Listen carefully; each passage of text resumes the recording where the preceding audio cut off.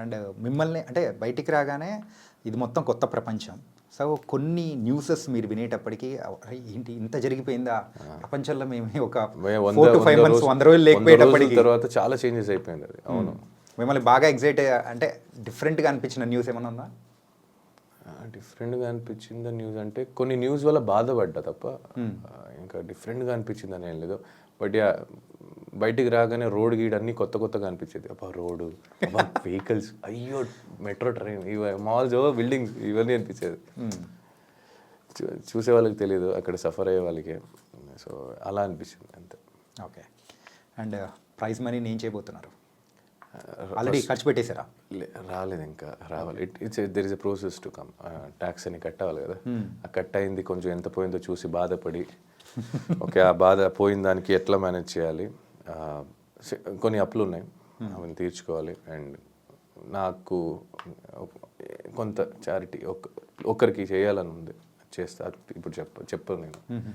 And of course చిన్నప్పటి నుంచి కష్టపడి నన్ను మా ఫ్యామిలీని అందరినీ, మా అమ్మ మా నాన్న రెంట్లో హౌస్లో ఉంచి కష్టపెట్టి పెంచారు. ఇప్పుడు దాకా it's my turn to give them back, make them ఆరామ్సే కూర్చోండి అని చెప్పే టైము.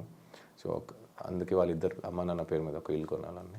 ఎక్కడ బ్రో? ఊర్లోనే కొనాలనుకుంటున్నారా? ఓకే.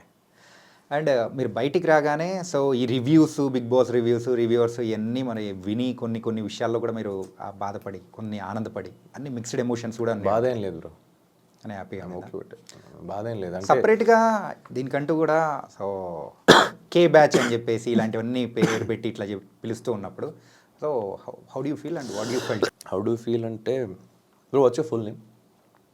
చాణక్య. హిందీలో రాస్తే అక్షరాలే కదా మారుస్తాయి, కన్నడలో అక్షరాలు మారుతాయి.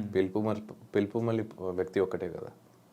బట్ మనం మాట్లాడే లాంగ్వేజ్ అనేది కూడా మారుతుంది కదా. ఆ లాంగ్వేజ్ ఎమోషన్ సేమే కదా, నువ్వేం చెప్పాలనుకునేది సేమే కదా, నీ మంచి సేమే కదా, మాట కదా, మాటే వేరు, మంచి సేమే కదా. నీకు ఆకలేసినప్పుడు అన్న తింటావు, నేను ఆకలేసినప్పుడు అన్న తింటా.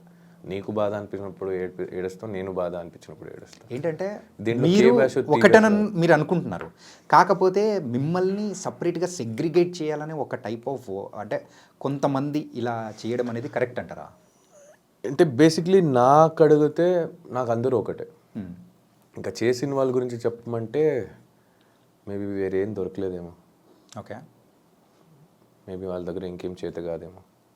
ఈ డివిజన్ యూనిటీగా ఉండాలి అని వీళ్ళే ఒక చోట వీడియో చేసి పెట్టేవాళ్ళు, వీళ్ళు వేరే బ్యాచ్, వీళ్ళు వాళ్ళ బ్యాచ్ అని చెప్పి మేబీ గేమ్ ప్లాన్ ఏమో, మేబీ వాళ్ళ గేమ్ ఏమో, మేబీ వాళ్ళకి వచ్చేది అంతే ఏమో.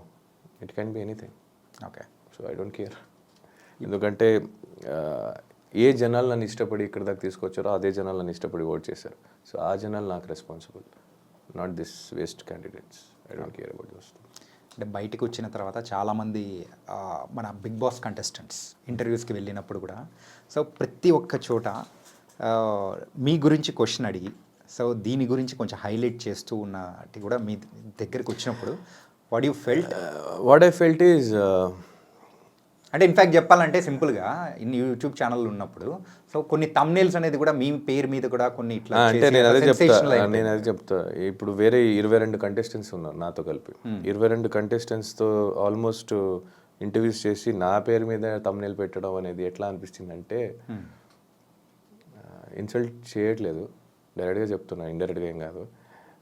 ఎవరితో చేశారో వాళ్ళు పెట్టండి. ఎందుకు ఈ న్యూస్నెస్ అంటే ఒక హ్యూమానిటీ లేకుండా ఎవరినో వాడుకొని మీ ఛానల్ని ముందు తీసుకెళ్ళే దీనికోసం వేరే వాళ్ళని వాడుతున్నారు అనిపిస్తుంది తప్ప మీ దగ్గర టాలెంట్ లేదనిపిస్తుంది నాకు. If you still want do that, మీరు అదే ఇంకా నాది ఇంకో వ్యక్తిది థంబ్నెయిల్ ఫోటోలు పెట్టే చేయాలంటే it's better you take it out your YouTube channel. Worthless అనిపిస్తుంది. ఇంకెన్ని రోజని వేరే వాళ్ళ పేరు మీద వేరే వాళ్ళ గురించి అడిగి వాళ్ళ గురించి ఇంకోటి చెప్పుకొని బతుకుతారు. You have nothing to do with your life.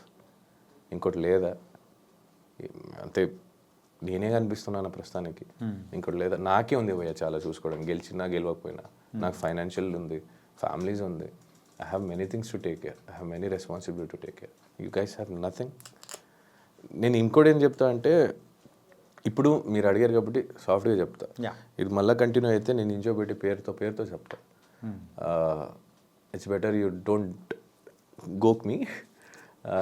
బాగా ఎవరో గోకారు అంటే గట్టిగానే. అంటే నాకు ఇంకా ఎఫెక్ట్ కాదు, ఇంకో వ్యక్తికి ఎఫెక్ట్ అవుతుంది, ఐ కెన్ సెన్స్ ఇట్.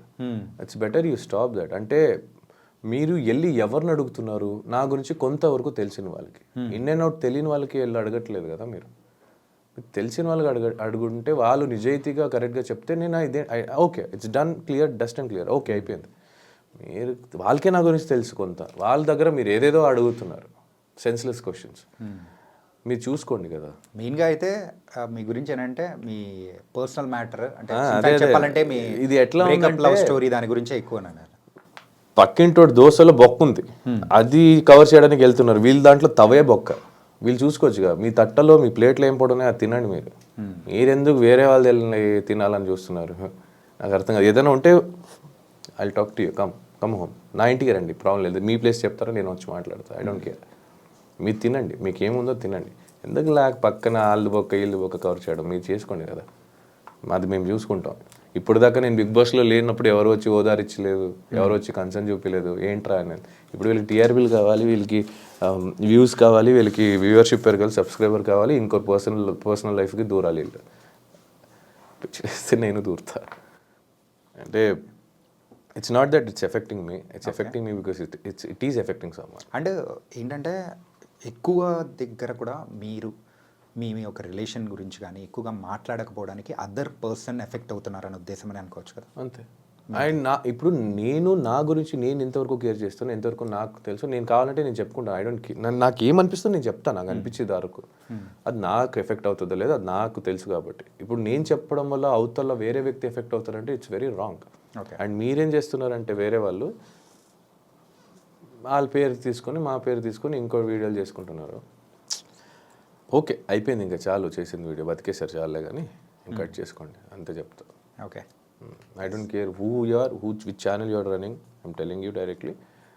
ఇక్కడికి ఎవరితో ఇంటర్వ్యూ చేస్తారో వాళ్ళ ఫేస్ పెట్టి thumbnail పెట్టుకోండి, ఇంక చాలు. మన పేరు మా ఫోటోలు మా మొగాలు వాడుకుంది ఇంకా కానివ్వండి. Show your talent, it's time to show your talent. Okay. So కొంచెం చిల్ మోడ్లో chill. Okay. Same. So always ఎప్పుడు ఇలాగే ఉంటారా? అండ్ డిపెండ్స్ కదా బ్రో. మాట మీద ఒకసారి ట్రై చేస్తా, ఇంక లేదంటే నేను ఎలా రివర్ట్ బ్యాక్ ఇవ్వాలో అలాగే చేస్తా. సో ఇప్పుడున్న జనరేషన్లో యూజువల్గా మనిషిగా ఉన్న వాళ్ళు సో ఏంటంటే బూతులు వాడడం it's quite common. So friends కానీ నార్మల్ అంటే టెర్మినాలజీ లాగా అయిపోయింది అనమాట. నీ అవ్వ అంటారు వాళ్ళు. ఇలాంటి వర్డ్స్ ఆ బిగ్ బాస్ హౌస్లో ఉన్నప్పుడు ఎలా కంట్రోల్ చేసుకున్నారు? ఏదైనా ఎప్పుడైనా యూజ్ చేశారా? అంటే బయటకు వచ్చిన తర్వాత నేనేదో నీ అవ్వ అనేది హైలైట్ చేశారు, బట్ దానికన్నా ముందు చాలామంది చేసినప్పుడు నవ్వారు. అది చెప్తున్నాం కదా, మిమ్మల్ని నెగిటివ్గా చూపించాలంటే మీరు మంచి చేసినా అది నెగిటివ్గానే చెప్తారు. ఫర్ ఎగ్జాంపుల్, ఎవరితో ఏదైనా మాట్లాడితే తప్పు అవుతుంది అని సైలెంట్గా కూర్చున్నారు అనుకో, సేఫ్ గేమ్ అంటారు. సరే సేఫ్ గేమ్ అంటున్నారు, తప్పు అయితే మాట్లాడదాం అన్నాం అనుకో డామినేటింగ్ అంటారు, అన్నింటికి దూరొస్తున్నాం అంటారు. సరే వదిలేరా, మనకి ఎవరైనా కెలిగితే మాట్లాడదాం, వదిలేదు అంటే అనుకో ఇండివిజువాలిటీ ఆడుతున్నావు, సోలోగా ఆడుతున్నావు, ఎవరితో కలవట్లేదు అంటావు. కలిసామనుకో గ్రూపిజం అంటారు. ఇక్కడ కూర్చున్నా తప్పే, నించున్నా తప్పే, మాట్లాడినా తప్పే అంటే నవ్వుతారు. ఏంద్ర జీవితం అంటే మళ్ళీ బూత్ అంటారు. అదే పద. ఇంకా నాకు నిజంగా చాలాసారి తిట్టాలనిపించింది, బిగ్ బాస్ హౌస్లో అనిపించింది, నిజంగా అనిపించింది. అంటే ఆ వ్యక్తి అలాంటి పదం వాడుతున్నప్పుడు నాకు అనిపించింది, గట్టిగా అనిపించింది. బట్ తర్వాత వెంటనే నాకు సెకండ్ థాట్, ఒక సెకండ్లో నెక్స్ట్ థాట్ వచ్చింది ఏంటంటే, అరుస్తున్నాడని మేమెందుకు అరవాలి? అయితే నేను అరుస్తే ఆయనకి నాకు తేడా ఏంటి, ఆ పర్సన్కి నాకు తేడా ఏముంటుంది? అరుచుకొని రోడ్లో ఎంతమంది ఏదో చెప్తారని అందరికీ వెళ్ళి ఎక్స్ప్లెయిన్ ఇవ్వలేను, బోర్డు పెట్టుకుని తిరగలేను. Just chill out. ఇంకో రకంగా కూడా అనుకోవచ్చు కదా, అంటే కెమెరాస్ ఉండడం వల్ల కాన్షియస్ భయ నేను చెప్పేవాళ్ళు చెప్తారు భయ, అక్కడికి వెళ్ళి 3 రోజు అయిన తర్వాత 4వ రోజుకి ఎవరైనా కెమెరా గుర్తుండవు, ఎవరికి అనిపించినట్టు చేస్తూ ఉంటారు. గుర్తుండదు బాగా, ఎవరు గుర్తుండదు. ఓకే, తనకైతే ఒక డిఫరెంట్ లైఫ్ని అయితే బిగ్ బాస్లో మీరు ఎక్స్పీరియన్స్ చేశారు. Life different life, kind of good that. నేను ఫస్ట్ భయపడ్డా నిజంగా చెప్పాలంటే, నేను వద్దు అనుకున్నా కూడా అన్న వెళ్ళను, నేను వస్తే చూద్దాం, వద్దులే మాకు అవ్వదు అనుకున్నా. ఇప్పుడు బయటకు వచ్చిన తర్వాత చెప్తున్నా, గేమ్ వైజ్ వదిలేస్తే యాజ్ ఎ పర్సన్ నాకు లైఫ్కి చాలా నేర్చుకున్నాను. ఓకే, అంటే సోనియా ఎలిమినేట్ అయిపోయిన తర్వాత సో మీరు పృథ్వీనే ఉన్నారు. సో దెన్ లేటర్ యష్మి కానీ ప్రేరణ కానీ వీళ్ళు మిగతా వాళ్ళందరితో మింగిల్ అవ్వడం అనేది కూడా స్టార్ట్ చేశారు, వాళ్ళతో ఉండడం మొదలుపెట్టారు. ఏంటి ఆ డిఫరెన్స్ ఏం వచ్చింది? డిఫరెన్స్ ఏం లేదు. అంటే ముందు వాళ్ళు కనెక్ట్ అవ్వలేదా? చాలా మంది ఉండే కదా కనెక్ట్ అవ్వడానికి ముందు. తగ్గుతీ కొంతమంది ఉంటాం కదా, అప్పుడు obviously will have no other option to talk. Okay.